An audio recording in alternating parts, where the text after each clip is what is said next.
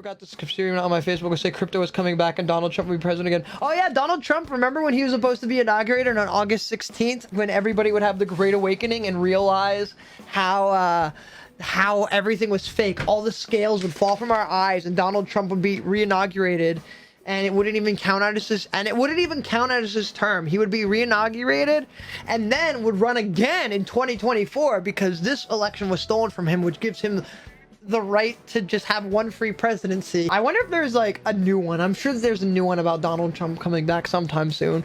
But speaking of Donald Trump, I just actually heard, I got to hear his beautiful voice today. I do miss him. I miss hearing his speeches and him talking and shit.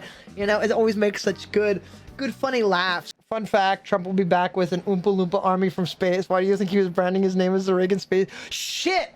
Fuck! That's right! He has a space force! He has a whole fucking army in space! Fuck! God damn it, I got too... I'm angry! We weren't planned for Space Force. But yeah, so anyway, he was on the radio, or he was doing an interview on Fox, as Trump fucking does, about the California recall. And you know, since I have so many Californians in my chat right now, let's talk about that, because he is already claiming that that election is gonna be rigged and all this shit. It's insane. Like, literally, Republicans are already like, if Republicans lose, then we know it's rigged. And, you know, if they don't, then we know that there was a fair election. Like, Trump literally was saying that on Fox News, and it's like, how is that not, like, a red flag that already is? I mean, he did that before the primary last year, so. But the California recall, yo, the way that their recalls work are fucking insane. And I get why people who live there, who are, like, politically pushing, like, shit, are worried and pushing for people to vote no on it, because California recalls, like, wait, let me see if I could find a video that explains it good, because I saw one earlier that explained it. Okay, it's only a minute long. Recalling the governor works in California. Voters who want to spark a recall vote must first get signatures. They need 12% of the total voter turnout. Yeah, that's all you need. So I think it's like 2 million people. You need 2 million people to just say, hey, yo, I don't like the governor. Let's fucking get rid of him. And then that's the last election. In California, anybody can start one of these campaigns and truly for any reason. You get to jump in. Basically recall the guy for anything. You know, I don't like your face recall is how I think of that. The state gives 160 days that guy's to gather audio, all though. the signatures. If the petition hits that goal by the deadline, then counties have 30 business days to verify all the signatures and report it to the state. If the numbers check out, then there's a period of time where people can withdraw their signatures and some other preliminary paperwork required by the state. After all that, if the signatures still hold, then the recall is on.